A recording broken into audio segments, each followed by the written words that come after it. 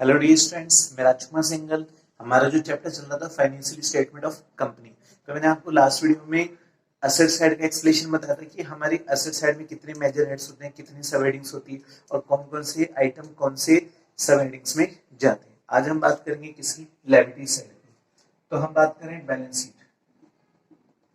तो जो हमारी बैलेंस शीट है उसमें हम बात करेंगे equity and liabilities. Equity and liabilities side.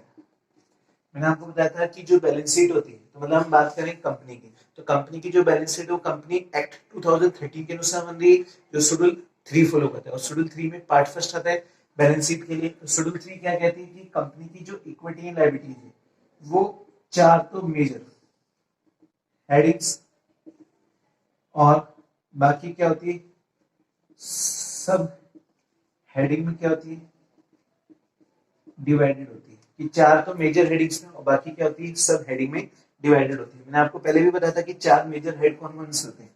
कि पहले हमने बात की थी यहाँ पर कि share holder funds,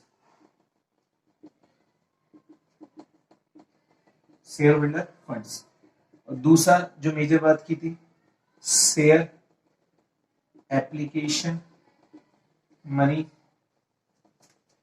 pending allotment. Share application money pending allotment. तीसरा कि पहले बात की थी शेयर होल्डर फंड्स, दूसरा में बात की थी share application money pending allotment. तो शेयर एप्लीकेशन का मतलब कि भैया हम बात कर रहे थे किसकी कि जनता से हमने एप्लीकेशन मनी ले लिया, अभी तक पेंडिंग क्या है अलॉटमेंट। फिर हमने बात की थी इसमें नॉन करंट लायबिलिटीज की। फिर हमने चौथे में बात की थी करंट लायबिलिटीज। तो ये हमारे क्या हो गए चार मेजर हेड्स हो गए, पर इनकी क्या थी सब हेडिंग्स में डिवाइडेड है। तो सब हेडिंग्स में हम बात करेंगे शेयर होल्डर फंड्स की, share application money pending allotment की, नॉन करंट लायबिलिटीज की और करंट लायबिलिटीज की। तो ये चीज हम ढंग से पढ़ चुके थे। तो अब देखते हैं।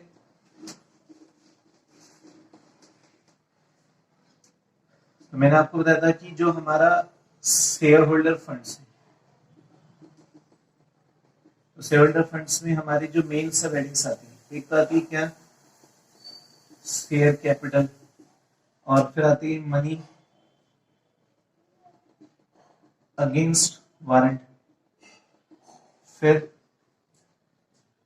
सॉरी इसके बीच में आएगा reserve and surplus, reserve and surplus. फिर जो आएगा share application, share application money pending allotment.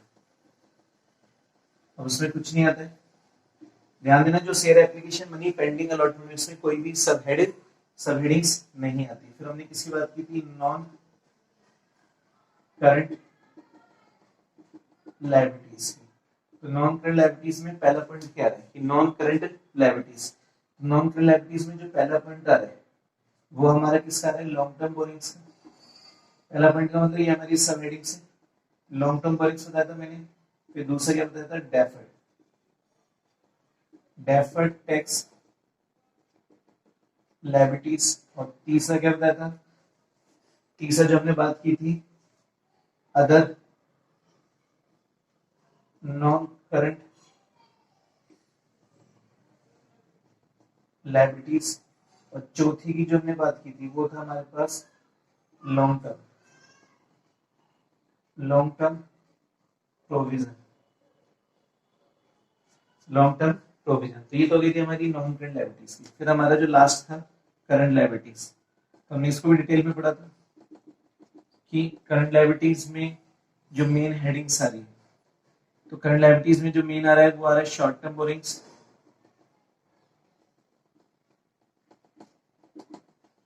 फिर हमने इसमें पढ़ा था ट्रेड पेबल्स, फिर हमने इसमें पढ़ा था कि ट्रेड पेबल्स हो गया और अदर करंट लायबिलिटीज। लास्ट में क्या आएगा हमारा short term borrowings, short term provisions. तो कहने का मतलब हम बात कर रहे थे इक्विटी लायबिलिटी साइड, तो इक्विटी लायबिलिटी साइड में चार हमारे मेजर हेड्स होते थे, बाकी सबकी क्या होती है सब हेडिंग्स। तो कई बार एग्जाम में क्वेश्चन आया हुआ है बहुत बार कि भी बैलेंस शीट की जो असेट साइड है इक्विटी लायबिलिटीज, क्योंकि चार मेजर हेडिंग्स के नाम बताइए और उनमें आने वाली सब हेडिंग्स के नाम बताइए। ये अपन पहले भी डिस्कशन कर चुके हैं, लेकिन मैं दोबारा लिखा रहा हूँ क्योंकि आज हम जो एक्सप्लेनेशन पढ़ेंगे वो इक्विटी लायबिलिटी साइड का पढ़ेंगे। तो हमें पता होना चाहिए कि इक्विटी लायबिलिटी साइड में तो कितने तो मेजर हेड्स आते हैं और कितने सब हेडिंग्स आते हैं। जितनी ज्यादा अपन बार पढ़ेंगे तो उतनी ज्यादा बार हमारा क्या होगा ये क्लियर होगा। ठीक है ये स्टूडेंट्स, अब हम बात करेंगे explanation of equity and liabilities. तो यहाँ पर बात हो रही है नेम ऑफ द कंपनी और बैलेंस शीट आपको दे रखी है। तो मैंने आपको बताया था जब भी हम बैलेंस शीट बनाते हैं तो एज इट लगाते हैं ना कि एज ऑन लगाते हैं। अब हमारे पास बात किसकी हो रही है पर्टिकुलर्स की। तो ये हमारा एक तरीके से बैलेंस शीट का फॉर्मेट है। इक्विटी लायबिलिटीज आ गई, इसमें शेयर होल्डर फंड्स आ गया, फिर शेयर कैपिटल आ गया। अब इसका क्या है नोट नंबर।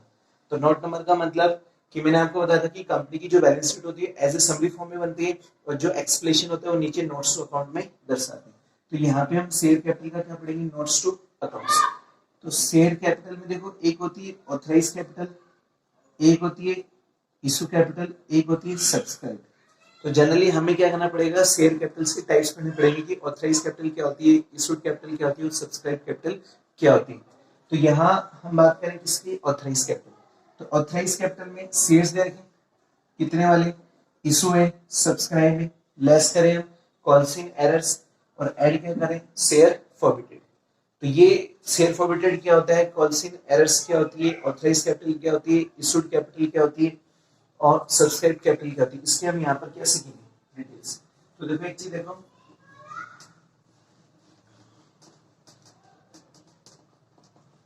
तो यहाँ पर हम बात करें किसकी कैपिटल की। कौन सी कैपिटल, शेयर की।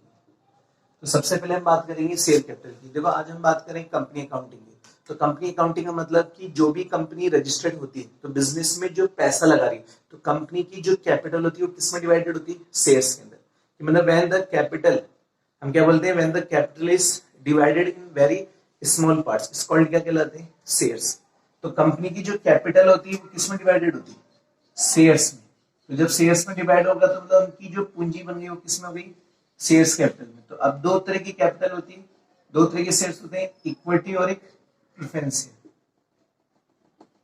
प्रेफरेंस एक तो इक्विटी शेयर्स होते हैं और एक कौन सा होता है प्रेफरेंस शेयर। मतलब कंपनी की जो शेयर कैपिटल हो गया तो इक्विटी शेयर्स में हो गया फिर प्रेफरेंस शेयर में, हो सकता है दोनों में हो। इक्विटी इन प्रेफरेंस शेयर में क्या अंतर हो अपन आगे पढ़ेंगे। तो आज हम बात करें किसकी कंपनीज की। जैसे मान लो यहाँ पर ए लिमिटेड एक कंपनी है। अब कंपनी का क्या होगा रजिस्ट्रेशन,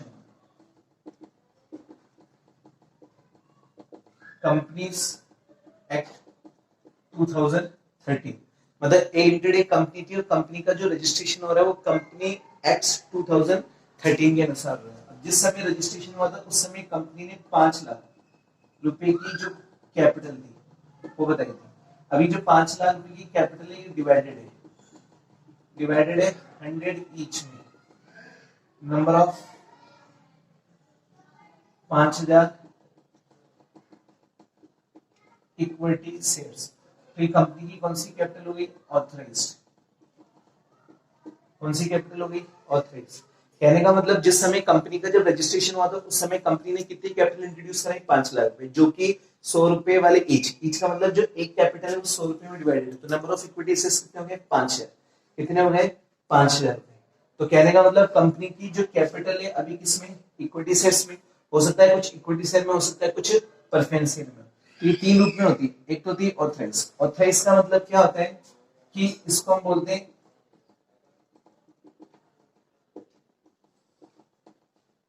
या ऑथराइज कैपिटल को क्या बोलते हैं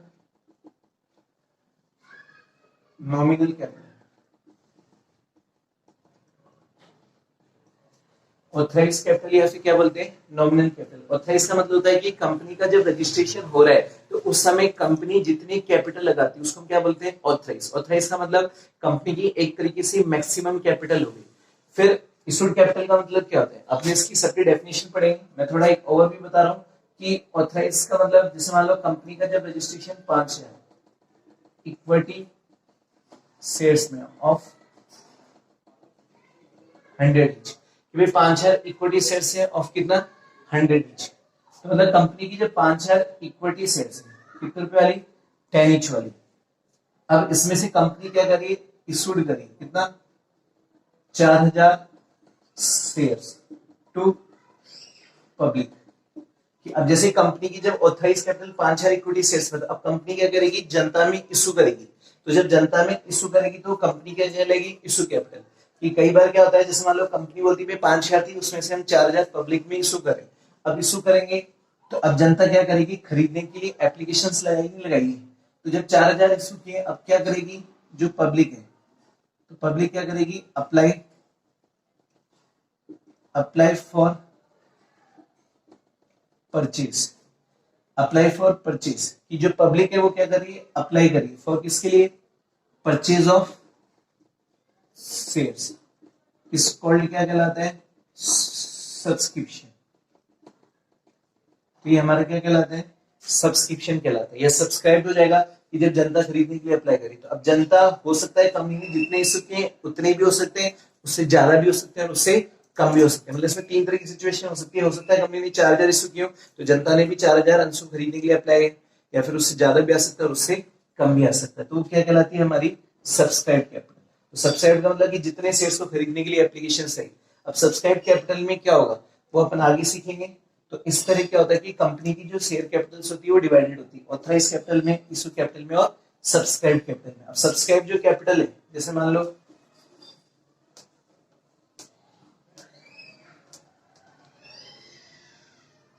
लो यहाँ पे सपोज करो ये ए लिमिटेड एक कंपनी है। अब कंपनी का जब रजिस्ट्रेशन हुआ तो कंपनी का रजिस्ट्रेशन 10 लाख रुपए की कैपिटल से हुआ जो कि डिवाइडेड है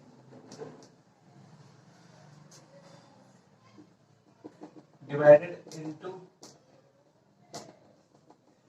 ये जो 10 लाख रुपए की कैपिटल थी जो डिवाइडेड है इनटू किसमें 100 ईच में। तो इसका मतलब नंबर ऑफ जो शेयर्स है वो 10 लाख डिवाइड बाय अगर अपन 10 करेंगे तो कितना हो जाएगा 10,000 रुपए। तो कहने का मतलब कंपनी का जो रजिस्ट्रेशन 10,000 से हुआ तो ये कंपनी की कौन सी कैपिटल हो गई ऑथराइज्ड। अब इसमें से कंपनी क्या कर रही है कि company only 5,000 shares issue to public for 5,000 share issue to public. तो ये कौन सी कैपिटल होगी हमारी इशूड होगी। फिर बात होती है कि पब्लिक अप्लाई टू परचेज। मतलब जो पब्लिक है वो अप्लाई करी किसके लिए परचेज के लिए। दैट शेयर्स इज कॉल्ड क्या कहलाता है सब्सक्रिप्शन। ये हमारा सब्सक्रिप्शन कहलाता है। तो जो सब्सक्रिप्शन है वो तीन केस में हो सकता है, अंडर भी हो सकता है, इक्वल भी हो सकता है और ओवर भी। अंडर का मतलब होता है जैसे मान लो कंपनी 5,000 दे रही है लेकिन जनता ने अप्लाई ओनली कितने के लिए किया 4,000। तो अंडर हो गया जब कंपनी 5 दे रही है और जनता भी अप्लाई कितना करी 5। और ओवर का मतलब जब कंपनी 5 दे रही है लेकिन जनता ने अप्लाई कितने के लिए किया 8,000। तो 3,000 ओवर सब्सक्रिप्शन हो गया नहीं हो गया। तो वो सारी चीज हम डिटेल में सीखेंगे सब्सक्रिप्शन का कि कितना अंडर होता है, कितना इक्वल होता है और कितना ओवर होता है। तो अब जैसे मान लो यहाँ पे कंपनी ने जब 5,000 शेयर इशू की, अब कितने वाले हैं 100 ईच वाले।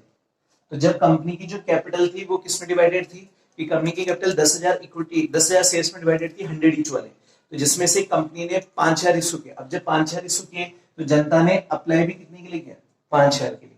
अब जब ये कंपनी 5,000 शेयर इशू कर रही है 100 ईच वाले तो ये एक तरीके से क्या है इसकी फेस वैल्यू जिसको हम क्या बोलते हैं नॉमिनल वैल्यू।